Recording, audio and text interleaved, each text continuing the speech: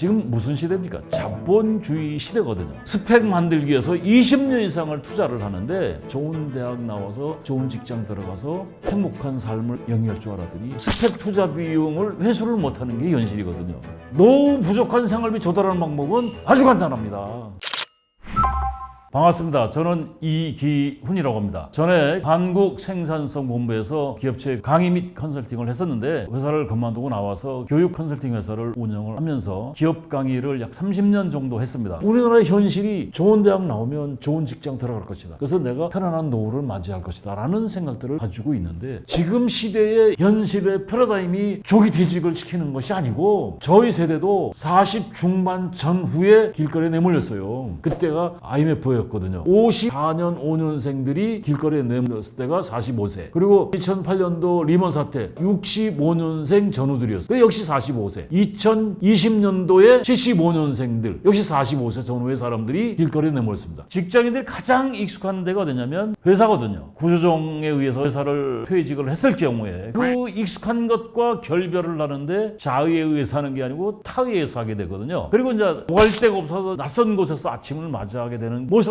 정말 많이 봤습니다. 그리고 그 사람들의 결론은 뭐냐면 거의 재앙 수준으로 갑니다. 우리는 전부 다 근면성실하게 살거든요. 가족을 위해서, 집안을 위해서, 처자식을 위해서 열심히 일을 하는데 어느 날 갑자기 길거리에 내몰렸을 때 너도 나도 할 것 없이 먹고 사는 걱정을 합니다. 그 이유가 뭔가라는 것을 여러분이 한번 원초적으로 한번 생각해 볼 필요가 있는데 지금 무슨 시대입니까? 자본주의 시대거든요. 자본주의라는 뜻이 뭐예요? 자본, 돈이 주인인 시대라는 뜻이에요. 이게 사실 굉장히 무서운 말이거든요. 근데 우리나라 사람들은 황금 보기를 돌같이 하라 이런 교육을 받았어요. 돈이 주인인 시대라는 것을 여러분이 염두에 두시고 제 말씀을 좀 들어보시면 고맙겠습니다. 첫 번째가 뭐냐면 약 60%가 소득 부족입니다. 무슨 얘기냐면 돈을 못 번다는 얘기죠. 돈을 벌지 못하는 이유가 크게 제가 보니까 두 가지가 있더라고요. 첫 번째가 돈 벌 시간이 없는 거예요. 두 번째는 돈을 너무 적게 번다는 얘기예요. 그 이유를 제가 지금부터 아주 간단하게 말씀을 좀 드려드리면 첫 번째 돈 벌 시간이 없다는 얘기는 너무 오래된 패러다임에 매몰되어 있다는 얘기예요. 자녀들 스펙 7종, 8종 세트를 만들어주기 위한 노력들을 굉장히 많이 하죠. 유치원생이 아침 8시에 일어나서 20, 밤 10시까지 스케줄을 소화를 해요. 하루에 약 20시간을 공부에 투자를 하는 거예요. 왜 이렇게 스펙에 이렇게 투자를 하게 되느냐? 좋은 대학을 나오면 좋은 직장에 입사를 하고 좋은 직장에 입사를 하게 되면 행복한 인생이 보장이 된다. 과연 그럴까요? 스펙 만들기 위해서 20년 이상을 투자를 하는데 스펙 투자 비용을 회수를 못하는 게 현실이거든요. 어렵게 입사한 직장에서 평균 14.5년을 근무한다고 하더라고요. 그러면 30에 입사했다고 하면 45이면 퇴직을 한다는 얘기거든요. 정년까지 하는 사람이 9.7%. 이게 거의가 구조조정 정리하고 권고사직 명예퇴직에서 길거리에 내몰리는 사람들이 약 57% 정도가 된다는 얘기예요. 그렇게 투자를 했는데 좋은 대학 나와서 좋은 직장 들어가서 행복한 삶을 영위할 줄 알았더니 평균 근속연수가 14.5년밖에 안 되니까 결국 직장 생활이 짧다는 얘기예요. 돈 벌 시간이 없다는 얘기죠. 이게. 두 번째는 너무 적게 봅니다. 직장인의 55%가 월급이 300만 원 미만이라고 그러더라고요. 이게 여기저기 일간지에서 나왔던 얘기거든요. 지금 대학 졸업자들이 평균 취업 대기가 11.5년이라고 그러더라고요. 그래서 받는 첫 월급이 얼마를 받느냐? 200만 원 미만이 60%, 200에서 300만 원 미만이 35%. 그러니까 300만 원 미만이 95%라는 얘기예요. 이게 무슨 얘기냐면 고용 불안은 기본이고 정규직 일자리가 없다는 얘기예요.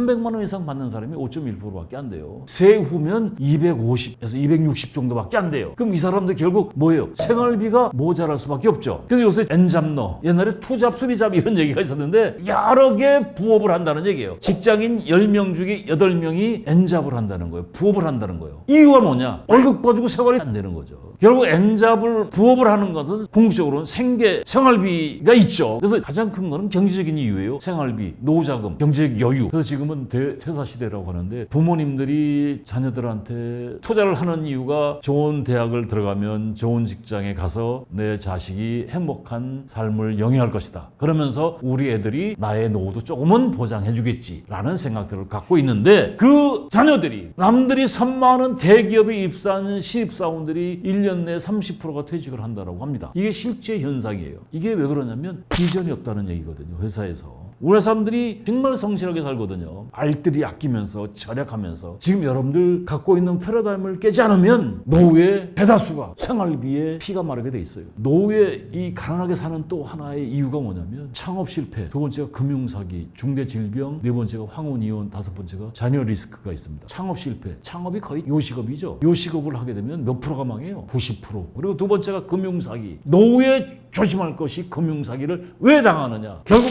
모자라는 생활비 때문에 현혹돼서 당해요. 여러분들 보험회사, 은행, 증권회사, 금융권에 있는 회사들이 여러분을 위해서 있는 것이 절대 아니라는 걸 명심하셔야 돼요. 의사결정은 누가 하셔야 돼요? 여러분이 하셔야 돼요. 최종 책임은 결국 여러분이 당할 수밖에 없어요. 그리고 세 번째, 나이 먹으면 또 감당이 어려운 큰 병이 왔다라고 하면 집까지 팔아야 돼. 그래서 노후에 집 없는 어르신들이 굉장히 많습니다. 근데 부부가 둘 중에 하나가 아파도 그런 경우가 오지만 젊은 애들이 갑자기 큰 중대질병이 걸릴 수도 있잖아요. 후배가 딸내미가 혈액암 18더라고요. 자녀 포기 못하잖아. 그 부모가 안고 가는 거예요, 그거 다. 그리고 네 번째, 황혼이혼하는 경우가 있는데 지금도 노후의 생활비 때문에 걱정하는 사람이 80%인데 그 반을 쪼개보세요.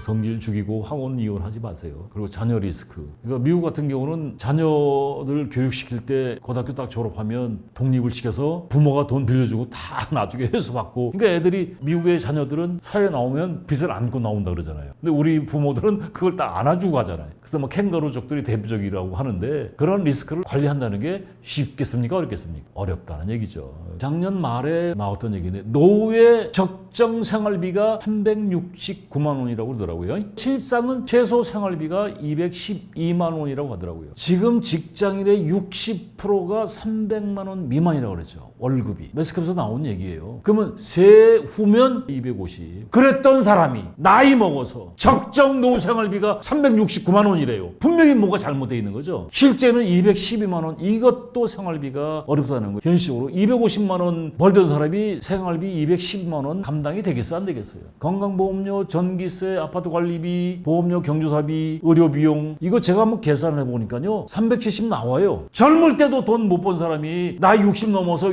노후 생활비 조달할 수 있는 방법이 있어요? 없어요? 다 그 사실 허구밖에 안 돼요. 노후 부족한 생활비 조달하는 방법은 아주 간단합니다. 6가지를 제가 여러분한테 말씀드릴 건데 첫 번째, 생활비 현실적으로 조달하기 어렵다. 현혹되시면 안 됩니다. 두 번째, 금융사기를 당하면 안 된다. 근데 왜 당한다? 생활비 조달에 현혹돼서 사기당할 수밖에 없어요. 너도 나도 당합니다. 금융권 전문가의 말은 참고만 해라. 모든 귀결은 나한테 책임 있는 거예요. 세 번째, 이게 하이라이트인데 지출 항목을 줄이는 수밖에 없어요. 지출 항목을 줄이는 방법이 보험 컨설팅을 받아볼 필요가 있습니다. 부부가 5, 60만 원, 7, 80만 원 보험료를 내요. 200, 300만 원 미만의 봉급자들이 60%인데 그 사람들이 한 달에 60에서 80을 낸다라고 하면 이건 당연히 문제가 있는 거죠. 컨설팅을 받아보시라는 얘기죠. 그러면 지출 항목을 또 줄일 수가 있고. 그리고 두 번째, 경조사비를 줄여라. 뭘 체면 따져. 당장 여유가 있으면 경조사비 내지만 그 상대도 이해를 해요. 그리고 나이 먹으면 가장 많이 들어가는 비용이 뭔지 알아요? 병원비, 약값이거든요. 의료비를 줄일 수 있는 방법이 뭐예요? 역설적으로 잘 먹어야 돼. 운동을 해야 돼. 그러니까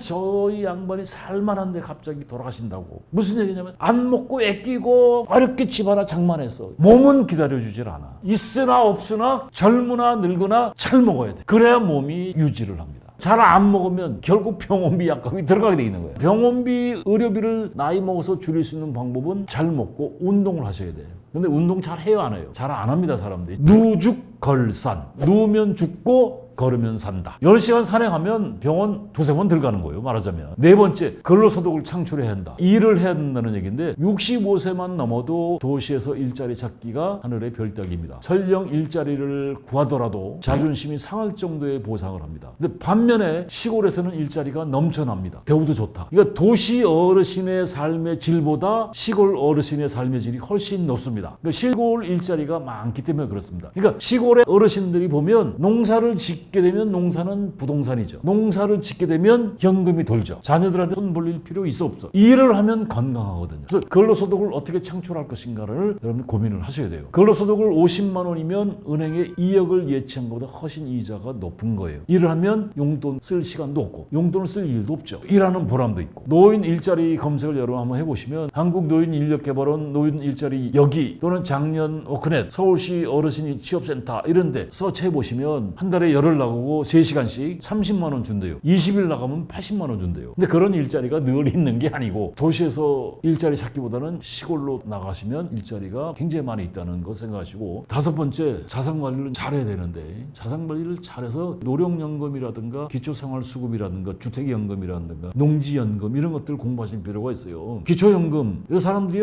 집 있고 차 있으면 기초연금, 노령연금 못 받는다고 생각을 해요. 근데 제가 알았는데, 그러니까 기초연금이라는 것은 하위 70%를 주는 거예요. 동사무소 가서 신청을 하면 안 준대요. 집 있어요? 차 있어요? 그럼 안 돼요. 이렇게 얘기한다는 거예요. 그럼 모르면 그냥 오는 거죠. 주택연금, 불광역 빌라에 사시는 80대 할머니들이 굉장히 많이 있어요. 그 할머니들 이제 빌라에서 혼자 사시는데 할머니들 주택연금에 가입하시라고. 그러니까 10년 남짓에 한 달에 100만 원, 갑자기 없던 100만 원이 통장에 꽂히면 삶의 질이 어떻게 되겠어요? 업되는 거죠. 100만 원씩 1년 써봐야 1000만 원이요. 10년 써봐야 1억이야. 그 사이에 집값이 올라 안 올라? 자녀한테 지금 2억짜리 집이면 2억 그대로 주고 갈 수가 있어요. 차액은 자녀들한테 가거든요. 그렇게 설명해도 거부하던 할머니 중에 한 사람이 실행을 하니까 거기다 부자가 된 거야. 그리고 이제 시골에 가면 농지연금이 있어요. 시골 땅들 여러분 사면 안 됩니다. 얼마에 팔겠다는 말은 있지만 실제 매매가는 없어요. 왜? 매입하는 사람이 없으니까. 그래서 자녀들 상속이 되면 그걸 매각을 해야 되는데 팔질 못해. 왜? 땅을 사는 사람이 없거든. 그러니까 농지연금을 받아야 돼. 근데 그것도 농지연금공사가 따로 있어요. 거기에 자격 조건이 있어야 돼요. 그러니까 주소를 옮겨서 농사를 뭐 몇백 평 이상을 지어야, 2년 이상 지어야 농지연금에 등록을 할 수가 있는 거예요. 얼마 전에 그걸 알았는데 경기 북부에 노인 생활 실태 조사를 나갔어요.